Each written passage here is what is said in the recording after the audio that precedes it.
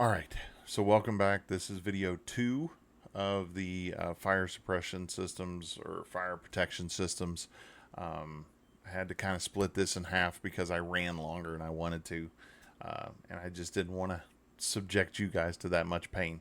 So without further ado, here's portion 2, and if you guys have any other questions, let me know. All right, see ya. Okay, so now I said the engines for most people are going to be the most important, fire indications and that kind of stuff. And I would say that's probably true to a point. However, in the case of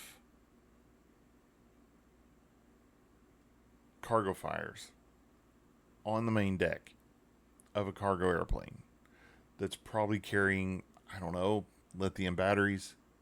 If you work for an airline that flies for Amazon, just you can only imagine how many lithium batteries you're carrying at any one time.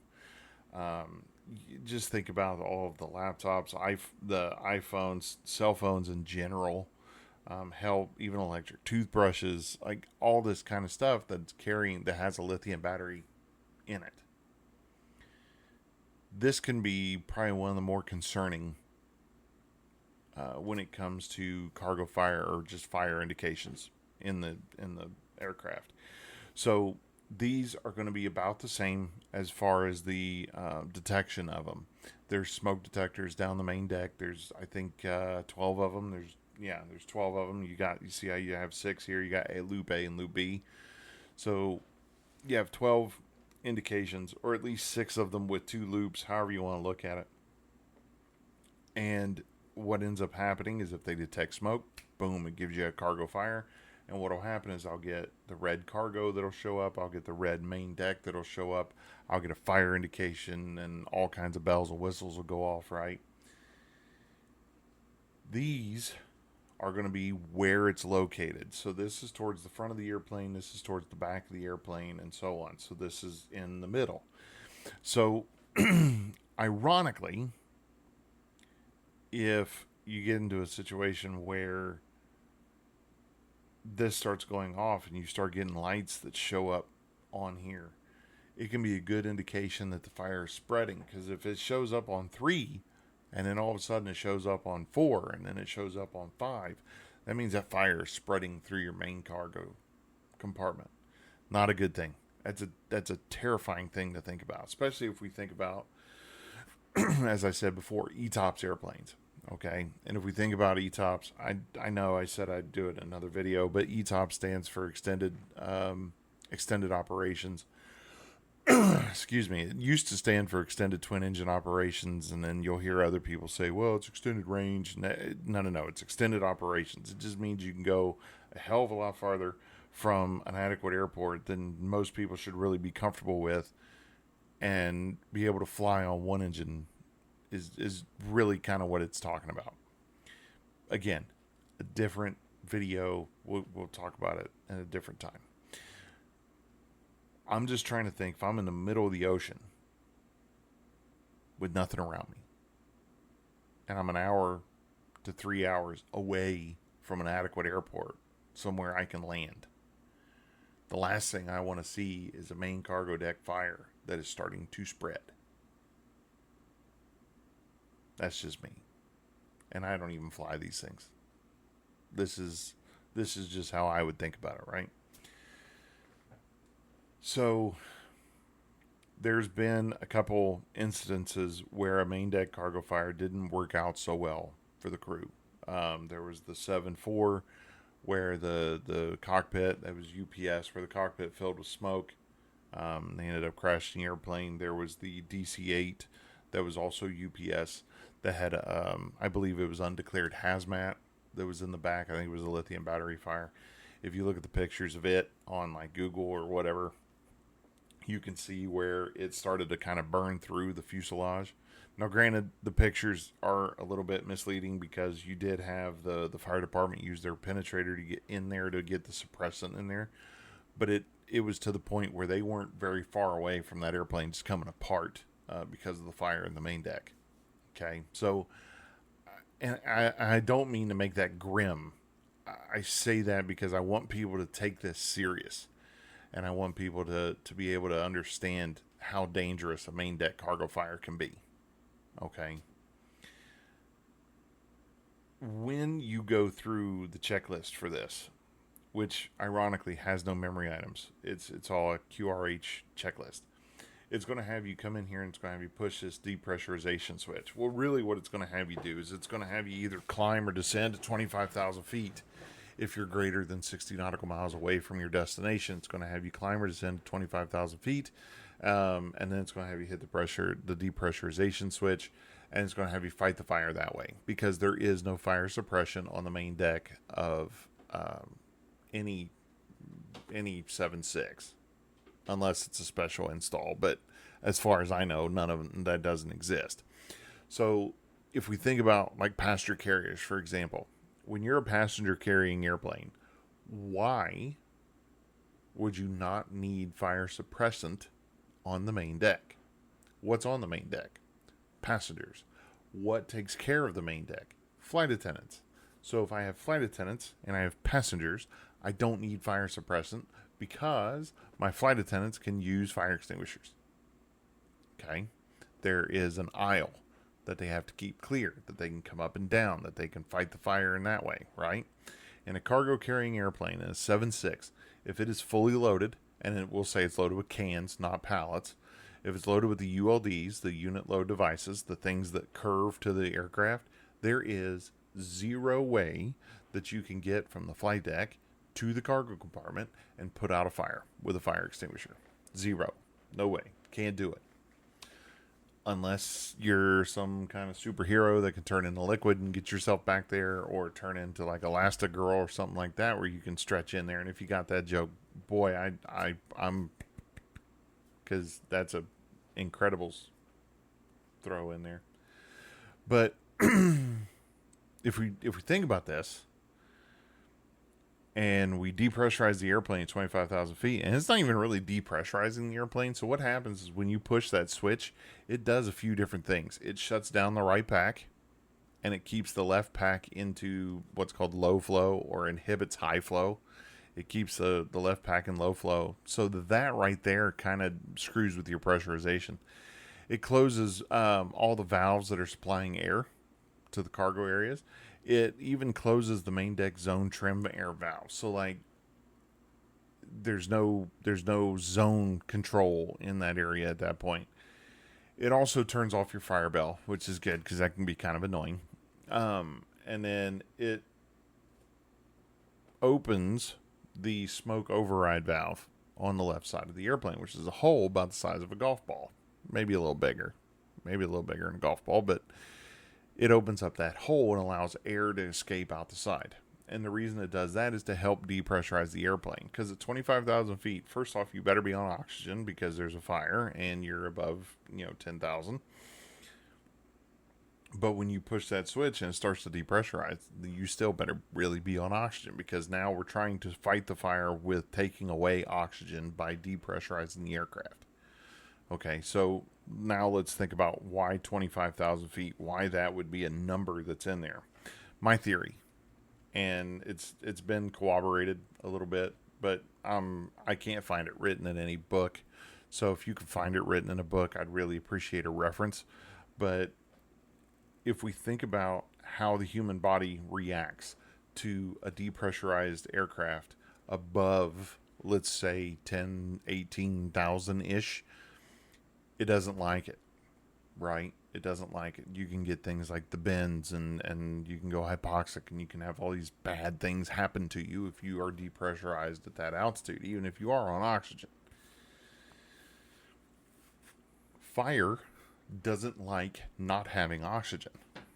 And at 25,000 feet, there's not a lot of oxygen for the fire to breathe. Now, would I be able to put a fire out quicker at 35,000 feet without oxygen? Absolutely. Will my body take a toll because I'm at 35,000 feet unpressurized? Absolutely.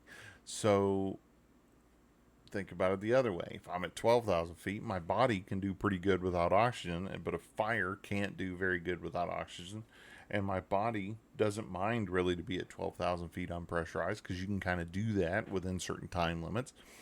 But a fire has more oxygen at 12,000 feet than it does at 25 or 35,000 feet. So it's like they've taken all of that into consideration. They say, you know what, 25,000 is a pretty good number.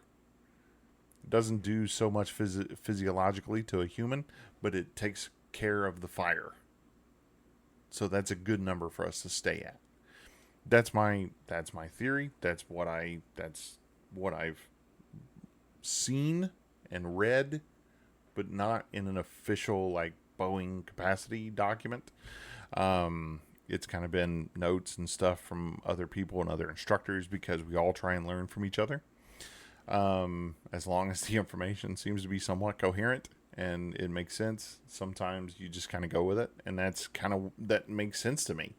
If there is a different way, let me know. If you know of a different way or you've seen that way that's been written down somewhere, please freaking tell me where it is, because I'd love to see it. But anyway, so that's what it is. 25,000 feet if you're more than 60 nautical miles. If you're less than 60 nautical miles, it's going to tell you basically to emergency descend, and if the fire becomes uncontrollable, land as soon as possible. It does not say at a suitable airport, an adequate airport, on a runway. It just says land. Okay, so to me, that means put it in the water. That means put it in the field. That means put it on an interstate, because it is more likely to survive a landing in the water or in a field than it is for your airplane to come apart because of fire. Okay? And again, I'm not trying to be grim. I'm just trying to be as serious as what this can mean. Yeah, I'm not trying to be grim with it, but it's like, well, you know, lithium batteries don't like to be overheated, and when one starts to catch on fire and you've got a pallet full of them, they're all going to want to catch on fire. So just be cognizant of that, please, please, please, please be cognizant of that. Now, again, this is a panel that will not exist in a passenger-carrying airplane, and it won't exist because you have flight attendants on a passenger-carrying airplane that can see the fire, that can put out the fire with an extinguisher. Okay? Now, I feel like I've hit that pretty good, so let's move on to something that's maybe not so grim, that's a little bit less grim. If you have any questions on this, though, please let me know. Please send me a message, an email. You can send it to Brandon at gsiguide.com, info at gsiguide.com, or training at gsiguide.com. All three of those come basically directly to me, because imagine that I am gsiguide.com. I'm the only one that runs anything, so I'll get the message. Sometimes I have issues getting to it, but for the most part, I try and respond as quick as I can. Okay, so anyway, if you have any other questions, please let me know. All right, so now let's get into something that's a little easier, right? Wheel well fire. It's the only fire loop on the aircraft, or detector, I should say. It's the only fire detection system or fire loop that's a single.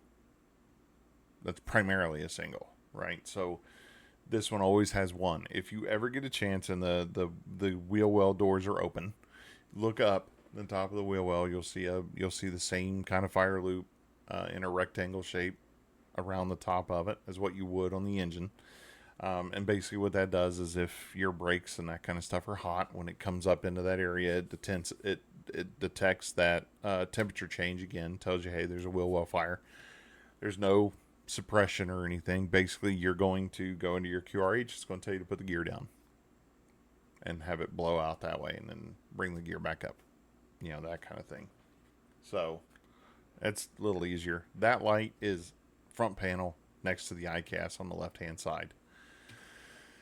All right, only a couple more to go. I said this would be a short one. Here it is at 46 minutes. I may split this into two. We'll see. All right, so looking at APU, fire control on the ground, or fire warning on the ground, fire detection and shutdown. So if you're doing your walk around outside, or if you're a maintenance guy and you're walking around on the bottom side of a 7.6, on the back side of the nose gear, you'll see this panel here. Now this panel, seems to be pretty harmless, and it is pretty harmless. It's got a couple things on it. We got our fire horn. It's this one right here. It is the most annoying sound that you'll ever hear. I don't have it on here, thankfully, but it is a very annoying sound. the only thing I can compare it to is kind of, oh boy, I'm gonna date myself here, but if you ever watch the original Ghostbusters, like with the Stay Puft Marshmallow Man, and the oh, God, what they call their car, where it would come out and they'd have the siren on and be, wow, wow, that sound. And I can't believe I just did that on the video, but that sound, it's like that, but constant. Like there's no siren to it. It's just a meh, that's all it is. It's really annoying. And then along with that, you get the APU firelight. This thing here will light up red, tell you, hey, there's an APU fire. And your actions are going to be to hit this APU fire shutdown switch, which is this thing here. And do not get this confused with the flight deck call button that is here. Okay. I'm only saying this because it's happened. I can't remember what country or what station it was in, but people were getting, because it says flight deck call. Oh, bink, and they'd hit the red button, and next thing you know, your APU shut down. Not okay. Because this isn't necessarily, it's not an emergency shutdown or anything. It just shuts down the APU. Like, now granted, I think it shuts it down without the fire detection, but or even without the cooldown, but still, it's not terrible, really, that somebody does that, other than the fact that you just lost all your power upstairs and maybe lost all your box info, and that would kind of suck. So don't get those two mixed up. Flight deck calls down here. If you're a maintenance guy, push that button here to be able to talk to the crew. This shuts down the APU. All right, so when you hit this button, you hit the APU shutdown. What ends up happening is this light comes on. This is my APU fire arm, or my squibs. That's my squibs on the fire extinguisher on the back. It turns on to say, "Hey, I'm armed. I'm ready to go." Right. Bottle discharge. So the bottle discharge light, that tells me that, all right, the bottle's been discharged. Now that light comes on after I hit this button. So annoying sound, light comes on, push the button to shut it down, push this button to blow the bottle. Okay. So I hit this button, it shuts down, fire light's still on, I'm hitting the discharge, and then I get this light that turns on to say the bottle's been discharged. If it's still on fire at that point, boy, run. Like, just run. Because it's uncontrollable now. Because you've done all the control you could do. Okay. So, there's my discharge switch. And then last but not least, we've got our fire overheat test panel. So this is on the very, very aft part of the center aisle stand. And this does a couple different things. For one, it tests my wheel well system. It tests my engine and APU and cargo loops, right? So I hit those, bell goes off, lights come on, tell me, yep, everything's good, it checks out. This one is fail reset. So what happens is, if one of my loops fail, whether it be the engine fire, overheat, APU fire, cargo fire, I'll get a fail on the ICAS or status, depending on which one it is, and then this one comes up as a fail, press reset. So you press it to reset it. All you're doing, you're not resetting the loop. The loop has failed, so now it's in a single loop system. It automatically goes to a single loop system on its own if one of the two loops fails. What that does is that actually resets the monitoring of it. Okay, so that actually resets the monitoring of your fire overhead test panel or overheat test panels. That's what that does, or your fire overheat detection systems on the test panel. So that's what it does. You push the button, it resets it and says, okay, start monitoring your stuff again, because I need to know if something's on fire. That's really what that switch does. Okay. Again, if you guys have any other questions that comes along with the fire protection system, and now that I'm looking at it, this is probably video 2 of the fire protection system, and I'll put a thing up here for the first video. But if you have any questions on it, you can email me at the 3 emails I said earlier. They'll be in the description as well. or you can go to the website, and there's a little contact sheet in there if you have any other questions or have any other comments or something like that, or hell, put them in the comments of the video down below. That's fine too.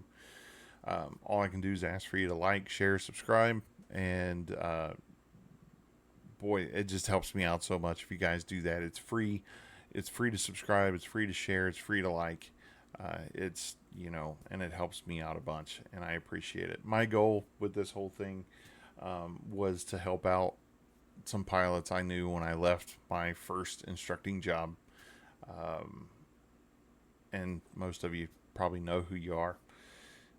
And it's kind of grown into this thing where now I go to these random places, and I have people that come up to me and thank me and whatever else because of the videos I do. And I can't tell you how much that means and how happy that makes me to know that people watch my videos to try and get help on system descriptions. That's just so awesome. So my goal now is to grow it as big as I can and to support as many people as I can and help as many people as I can. So I need your help to do that. I need your help to share, to like, to subscribe, to post it on Facebook, whatever you got to do. Whatever you got to do. Share it with a friend. Even if they don't care about airplanes, just share it with a friend. It helps. I promise. Okay. I hope you guys have a good night, good morning, whatever it is for you. And we will see you on the next one. Bye.